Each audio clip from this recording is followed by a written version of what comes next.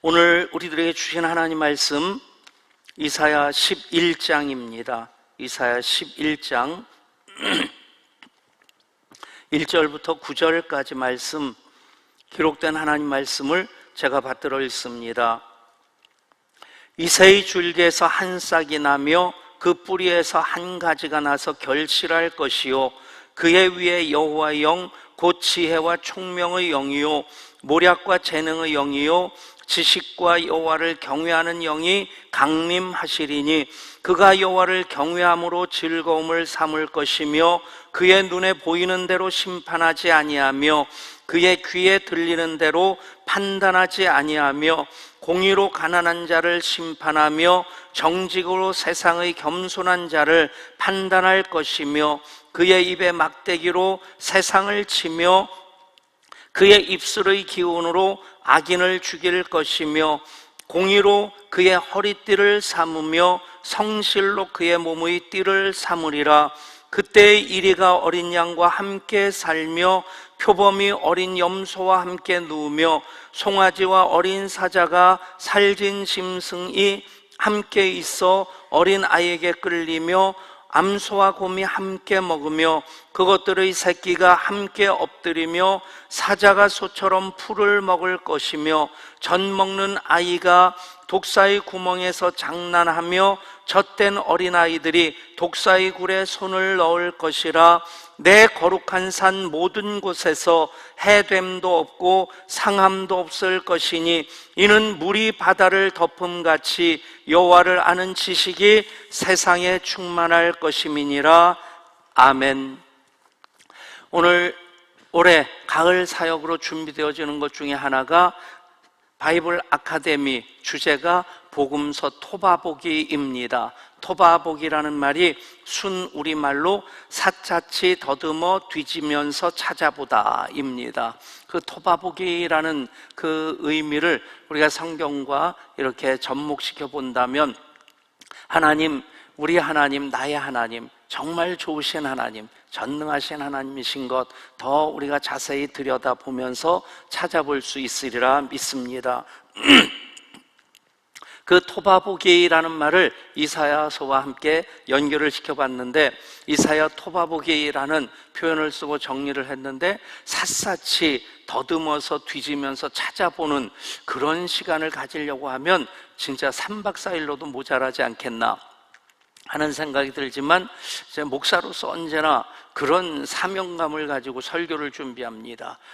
성경 말씀이라고 하는 원재료를 우리 교인들이 맛있게 먹고 소화를 시키고 그래서 살이 되고 피가 되도록 하는 요리하는 작업이 설교라고 하는 그런 나름대로의 이제 정리를 하고 있는데, 이사야서 1장부터 66장까지 그냥 한꺼번에 다 읽으면 그것이 진짜 이사야서 토바보기가 되겠고, 그리고 그 주제를 또 설명하려고 한다면 3박 4일만 걸리겠습니까? 이사야서의 내용이 굉장히 방대하기 때문에 그 시대적인 배경, 곧 사용되어지는 단어 하나하나 그것을 다 설명하려고 한다면 진짜 이 세상에 있는 모든 책으로도 다 부족할 만큼 많은 내용들이 담겨져 있습니다.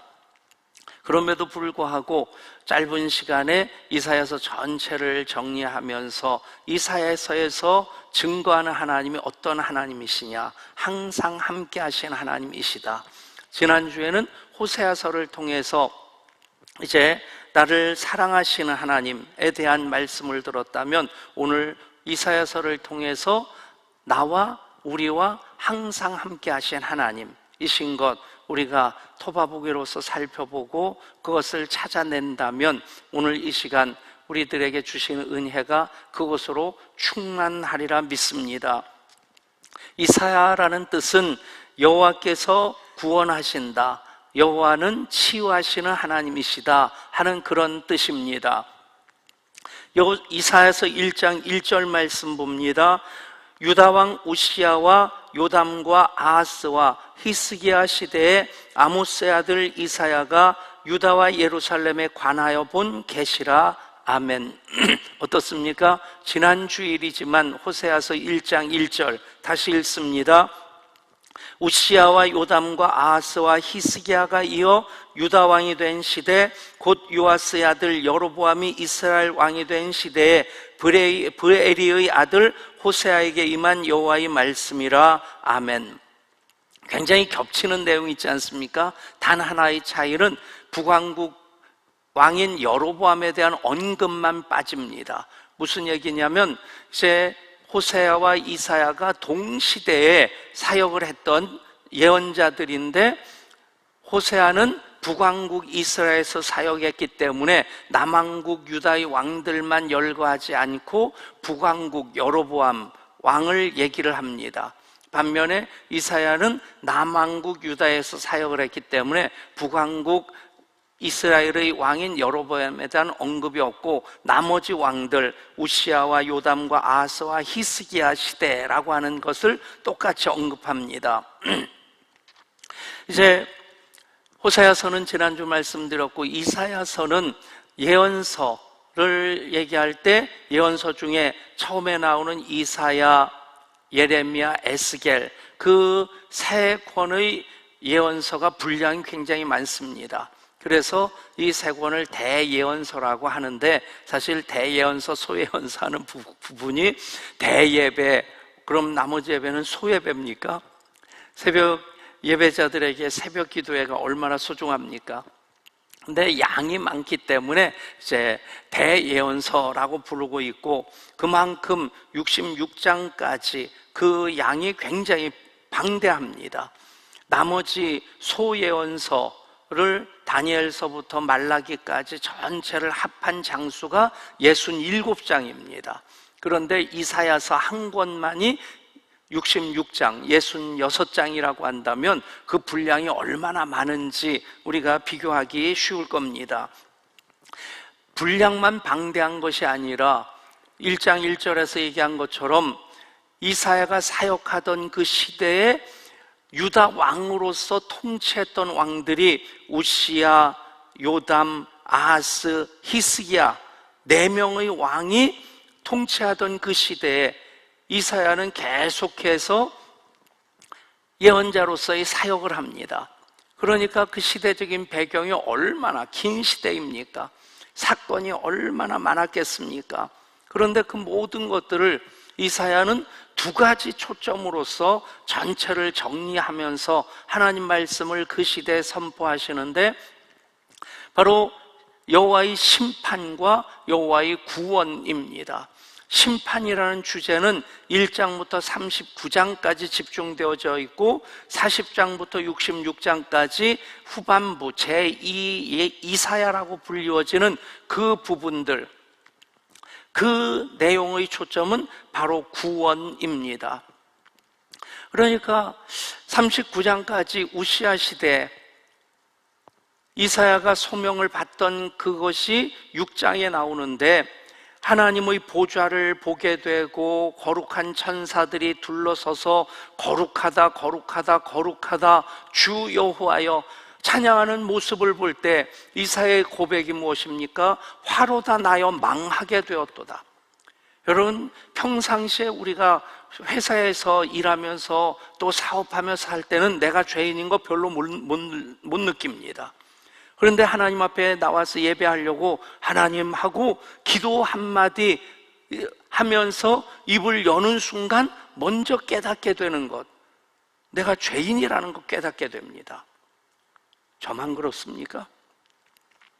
여러분, 그냥 세상에 살 때는 별로 깨닫지 못하다가 하나님, 거룩하신 하나님, 그 하나님 임재 앞에 내가 서게 될 때 하나님 이름 부르는 것만으로도 내가 참 죄인이구나, 부족한 존재구나, 망할 인생이구나 하는 걸 깨닫게 되는 겁니다. 이사야도 똑같습니다. 또 베드로 똑같습니다. 베드로가 배 우편에 그물을 던져봐라, 깊은 곳에 그물을 던져봐라, 그래서 던졌는데 그물이 찢어질 정도로 많이 고기를 잡았고 2배 가득 채워서, 그래서 무트로 올라왔을 때 예수님을 만난 베드로의 제1성이 무엇입니까? 주여 나는 죄인입니다, 나를 떠나소서. 다른 얘기하지 않습니다. 거룩하신 하나님, 전능하신 하나님을 만나게 되면 그 임재 앞에서 우리는 내가 죄인인 것을 깨닫게 됩니다. 화로다 나여 망하게 되었도다. 그때 그룹 천사가 이제 제단 우편에서 숯불을 가져다가 그 입에 대면서 정결하게 해주시는 하나님의 은혜를 베풉니다. 그것으로서 이사야가 깨닫고 하나님 말씀을 대언하는 내용이 무엇입니까? 이러다가 너희들 다 망한다. 우시야 왕으로부터 시작해서 히스기야 왕까지, 히스기야는 나름대로 정직하게 살려고 했던 왕입니다. 그 수많은 왕들 중에서 칭찬받았던 왕입니다. 신앙의 부흥을 이루었던 왕입니다. 그래서 하나님께서 그를 긍휼히 여기셔서 이제 아수르의 대군이 침략해서 예루살렘을 우겨싸고 있는데, 그런데 히스기야는 다른 노력하지 않습니다. 그 전에 왕들은 그런 어려운 일들이 있으면 외교적인 노력을 통해서 애굽과 동맹을 맺고 아니면 군사적인 대비를 만만히 해서 그래서 그 위기를 돌파하고자 합니다.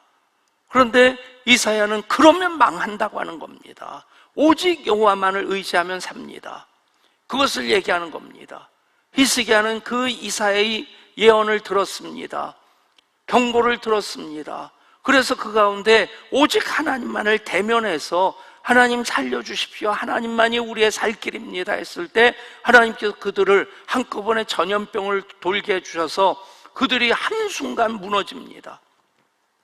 그랬는데 이기고 난 다음에 신흥 왕국으로 다시 부상하는 바벨론이 사신을 보내서 아수르의 그 침략을 물리친 것 축하한다고 할 때 히스기야가 으쓱합니다.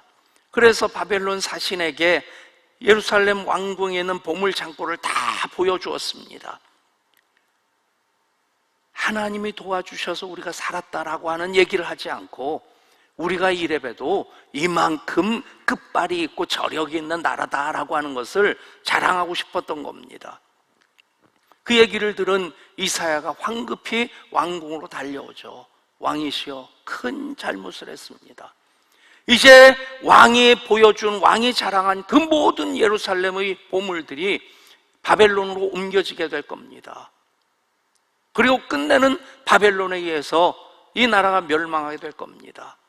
여러분, 심판의 메시지를 39장까지 계속 전하면서 반복해서 딱 한 가지를 얘기한 겁니다. 여호와를 의지하면 삽니다. 그리고 여호와를 의지하게 될 때 여호와 하나님 이런 위로를, 이런 구원의 역사를 이루실 것입니다. 그것이 40장부터 66장까지 나옵니다.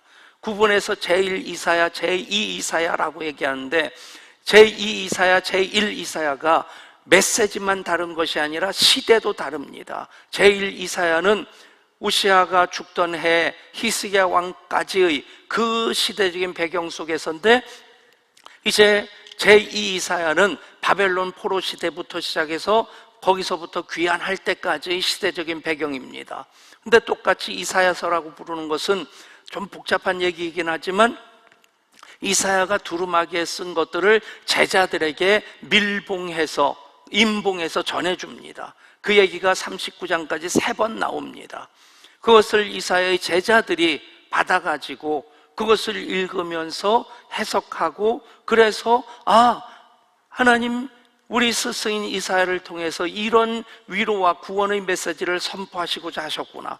그것을 정리해 놓은 것이 바로 이사야가 죽은 지 한참 다음에 이제 기록되어져서 그 형태를 갖게 된 제2 이사야입니다.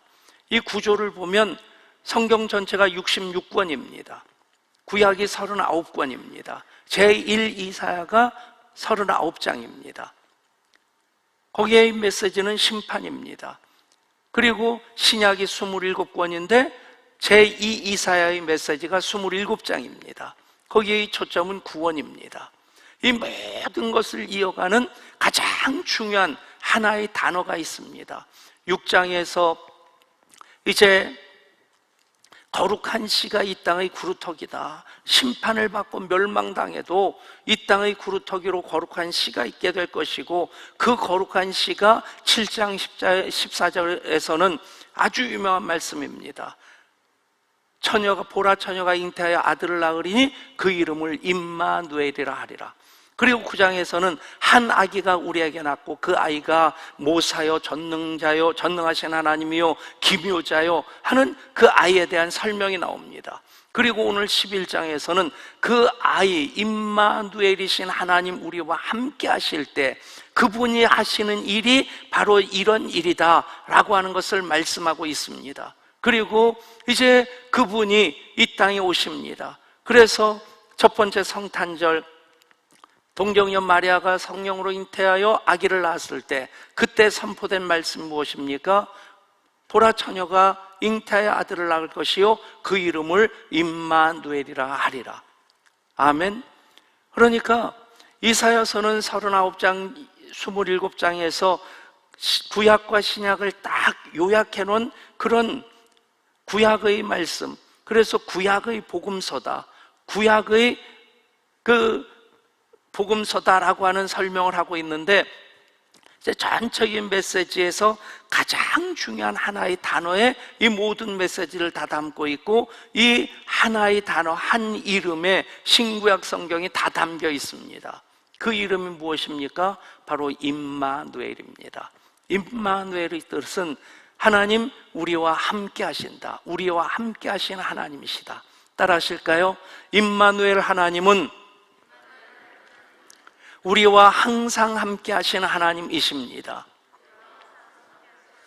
아멘. 이사야서 전체의 총정리입니다.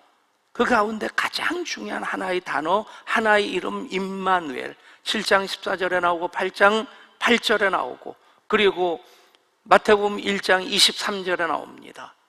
이 이름 임마누엘이라는 이름이 바로 우리와 항상 함께 하시는 하나님이십니다.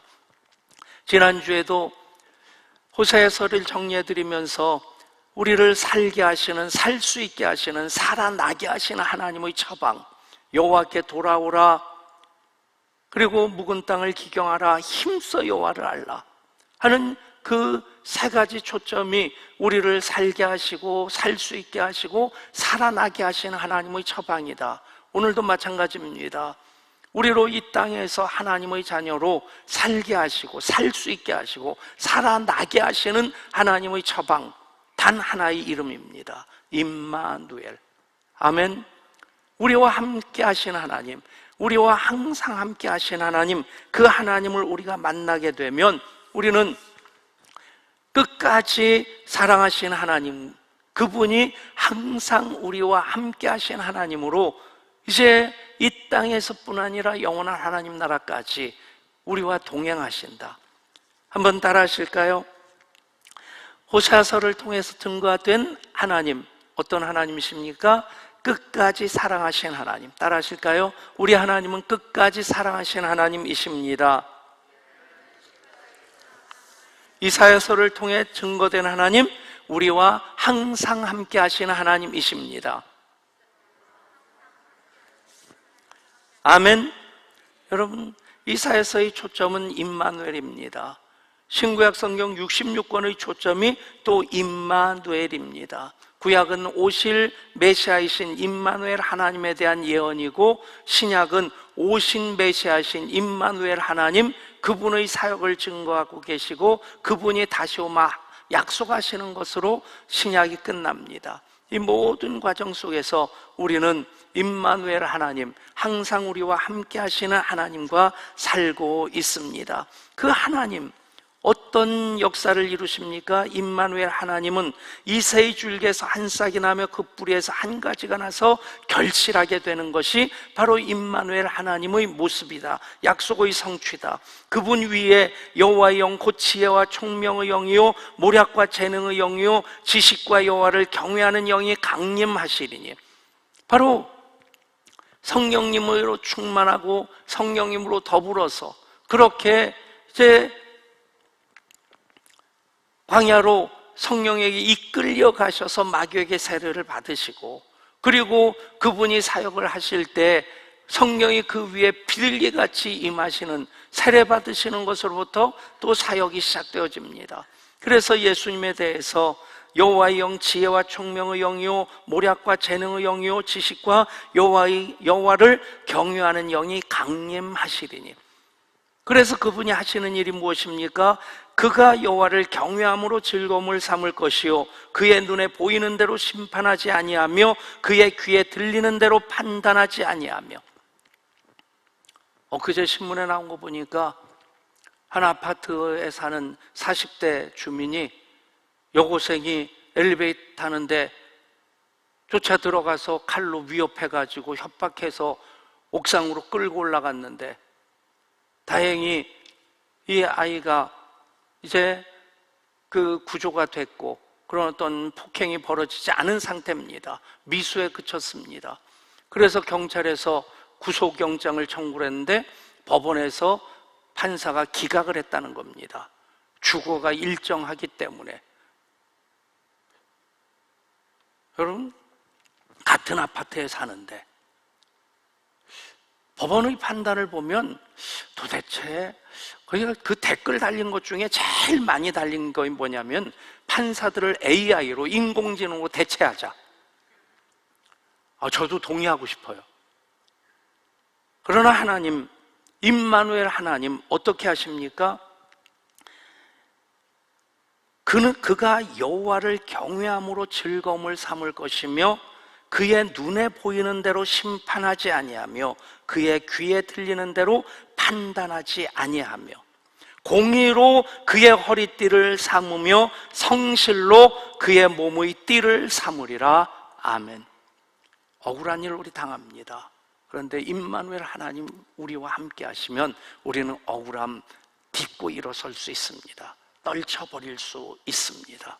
그래서 그분과 함께 사는 삶을, 그때 이리가 어린 양과 함께 살며 표범이 어린아이와 함께 누우며 송아지와 어린 사자와 살진 짐승이 함께 있어 어린아이에게 끌리며 암소와 곰이 함께 먹으며 그것들의 새끼가 함께 엎드리며 사자가 소처럼 풀을 먹을 것이며 젖 먹는 아이가 독사의 구멍에서 장난하며 젖된 어린아이가 독사의 굴에 손을 넣을 것이라.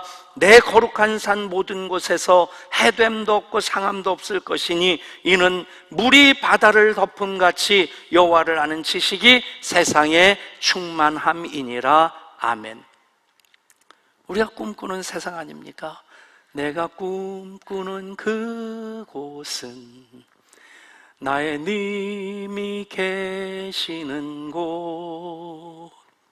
여러분, 우리가 비록 에덴의 동쪽에 살지만 언제나 그 하나님 나라, 임마누엘 하나님, 우리와 항상 함께 하시는 그 나라를 꿈꿉니다. 그러면 우리는 이 땅에 살지라도 그 나라를 경험하며 살게 됩니다. 청년 때 참 많이 불렀던 찬양이 있습니다. 오늘 말씀으로 지어진 찬양이죠. 독사굴에 어린이가 손 넣고 장난쳐도 물지 않는 참사랑과 기쁨의 나라가 이제 속히 오리라. 근데 이 찬양을 많이 불렀던 이유 중에 하나가 독사굴에 어린이가 손 넣고 장난쳐도 물지 않는, 그러면서 옆에 사람을 꼬집는 거예요. 그게 재밌어서 그저 살짝 꼬집는 사람도 있지만 세게 비틀어서 꼬집고 아주 재밌어하는 친구도 있고. 여러분, 그 분위기가 눈에 선합니다. 장난쳐도 물지 않는 뭐 그러면서. 여러분, 저는 하나님 나라, 이 말씀처럼 물론 비유지만 너무 생생하게 잘 표현한 말씀이 다시 없겠다 싶은 그런 생각을 합니다. 저는 예수 믿는 거 재미있어야 된다 생각합니다. 구원받은 자녀로 하나님과 함께 살아가면서 여러분, 믿는 재미, 예배드리는 재미, 정말 예수 믿는 사람으로 살아가는 재미를 모르면서 산다? 헛 믿는 것은 아니겠지만 제대로 믿는 것은 아니겠다. 잘 믿는 것은 아니겠다. 제가 목사가 되지 않으려고 생각했던 두 가지 이유가 있습니다. 하나는 고등학교 교사를 하시다가 뒤늦게 신학을 하시고 목회를 시작하셨는데, 저희 아버님이 전도사 때도 그렇고, 그리고 또 개척하신 다음엔 더 말할 것도 없고, 그분은 사명감으로서 목회를 하시는데 가족들은 죽을 맛인 겁니다. 생고생했습니다. 저희 누님도 제 바로 밑에 동생도 목숨을 포기해야 될 만큼 병원 데려갈 돈이 없어가지고 밤새 기도만 하고 하나님 살려주셨어요.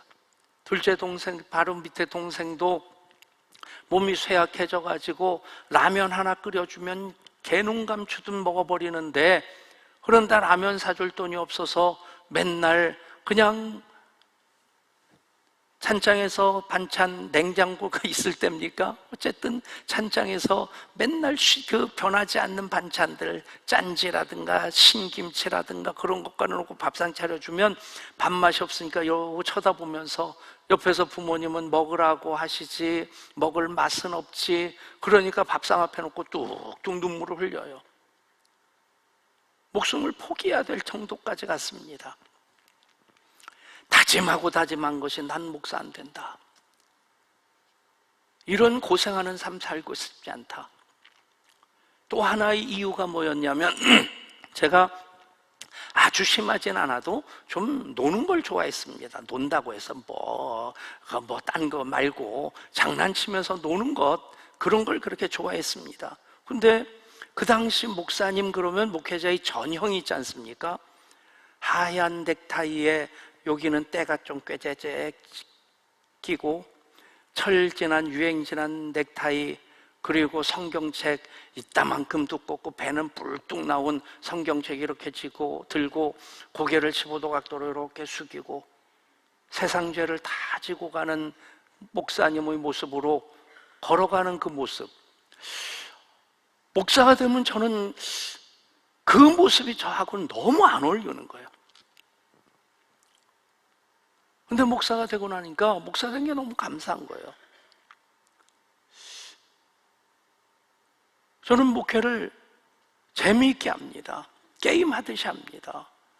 여러분, 5번 예배 처소로 옮기고 6번 건축하고 증축한 것까지 하면, 리모델링 한 것까지 하면 6번 했더라고요. 쉽게 온 여정은 아닙니다. 그런데 내 힘으로 내 지혜로 풀려고 풀다가 안 되면 기도하는 수밖에 없잖아요.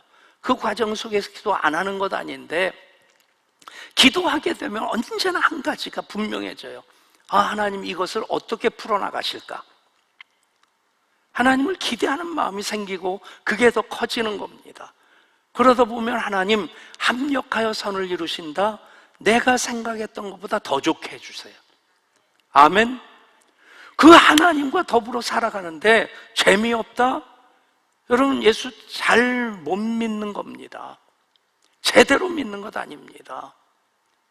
독사굴에 어린애가 손 넣고 장난쳐도 물지 않는 그런 나라를 우리가 경험하며 살아가고 있는데, 여러분 어찌 우리가 즐겁지 않겠습니까? 사막에 샘이 넘쳐 흐르고 사막에 꽃이 피어 향연하고 주님이 다스리는 그 나라가 되면은 사막이 꽃동산 되리. 여러분, 그런 나라가 바로 임마누엘입니다. 하나님 우리와 함께 하실 때 그 어떤 역경이 있고 그 어떤 어려움이 있고, 시편 23편이 그렇지 않습니까?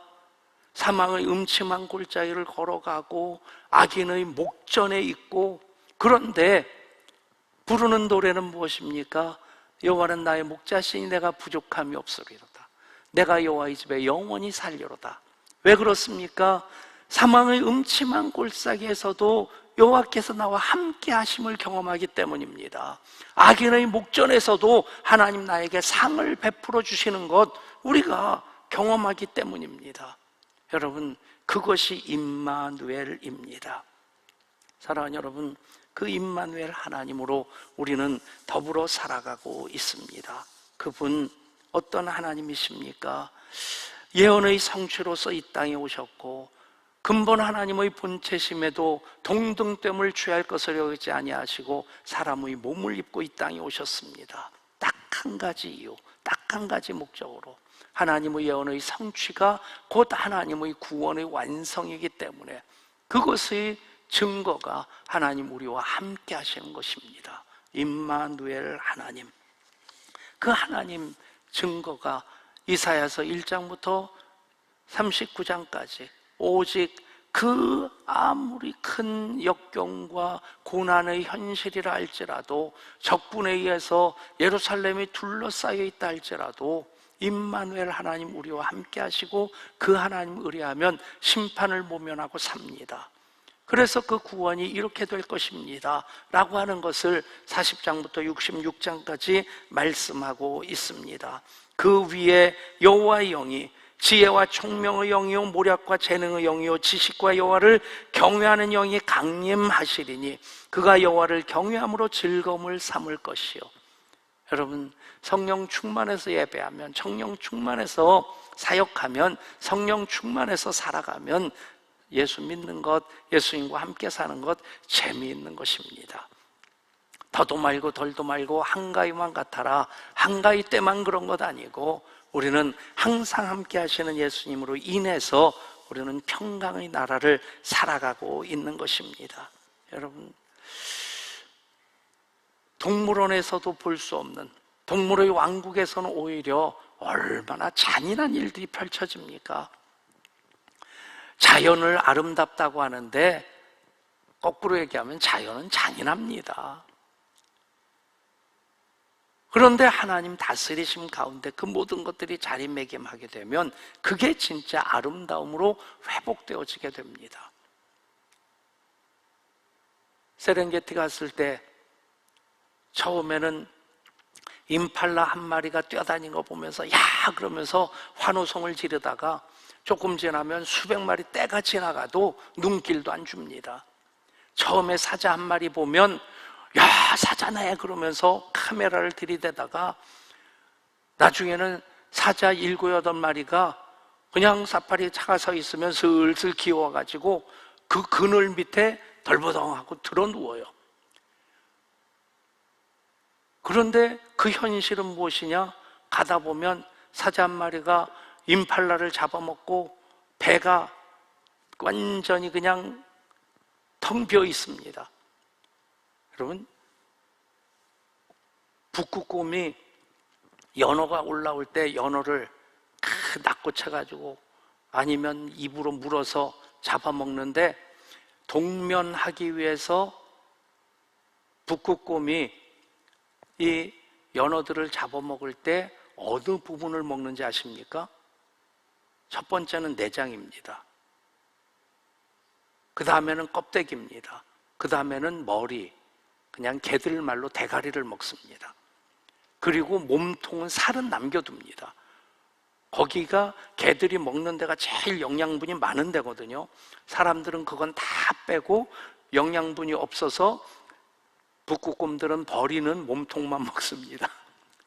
그러니까 이제 이 아프리카 사파리 하면서 본 걸 보면 얘들이 먹을 것이 없으면 살까지 다 뜯어 먹어요.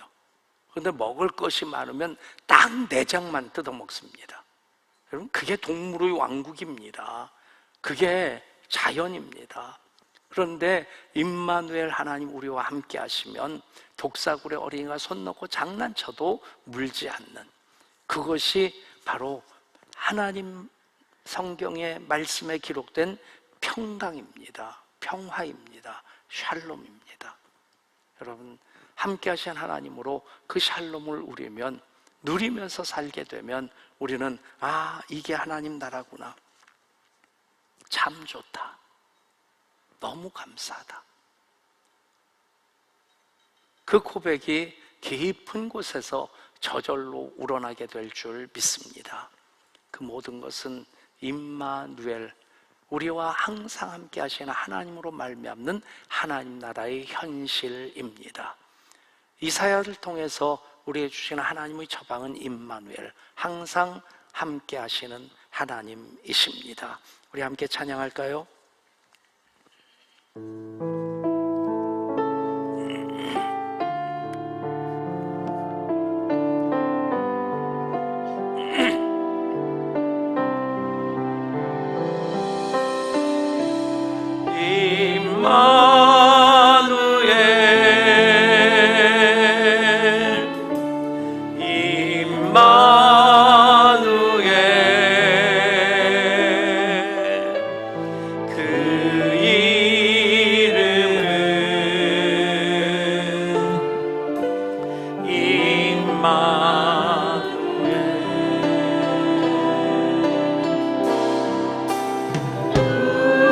우리와 함께하네.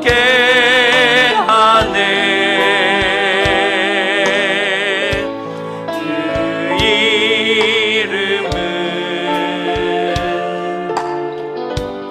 임마누엘. 그리스도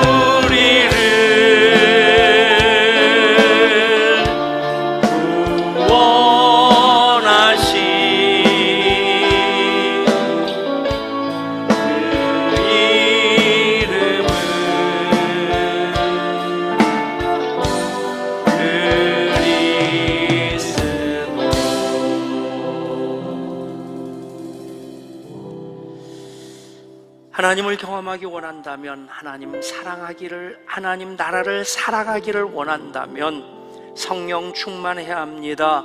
그러면 우리와 항상 함께 하시는 하나님과 더불어 살게 됩니다. 그러면 하나님 나라의 삶을 살아가게 됩니다. 그 하나님 나라를 경험하고 살아가는 우리들, 하나님 소망을 품고 그것을 펼쳐내게 됩니다. 하나님 소망은 무엇입니까? 11절에서 9절에서 말씀합니다. 내 거룩한 산 모든 곳에서 해됨도 없고 상함도 없을 것이니 이는 물이 바다를 덮음같이 여호와를 아는 지식이 세상에 충만할 것입니다. 그것을 사명으로 삼아 살아가는 우리들, 이 땅에서 항상 우리와 함께 하시는 하나님과 더불어 살아가는 사람들입니다. 기도합니다. 하나님, 예배함으로 주시는 말씀 받습니다. 그 말씀 마음에 새기고 가득 채우고 붙잡고 살아가는 우리들이 있게 하여 주옵소서. 이사야서 전체의 말씀을 주셨습니다. 임마누엘, 그 이름에 담아주셨습니다. 심판을 이길 힘입니다. 길입니다. 하나님의 구원을 누리며 살아갈 그 이름입니다. 우리와 항상 함께 하시는 하나님, 임마누엘 하나님, 그리스도 예수님이십니다. 성령 안에서 성령 충만함으로 하나님 나라를 경험하는 우리들, 하나님의 소망으로서 물이 바다를 덮음같이 여호와를 아는 지식이 세상에 충만하기까지 그것 사명으로 붙들고 살게 하여 주시옵소서. 우리 주 예수 그리스도 이름으로 기도드리옵나이다. 아멘.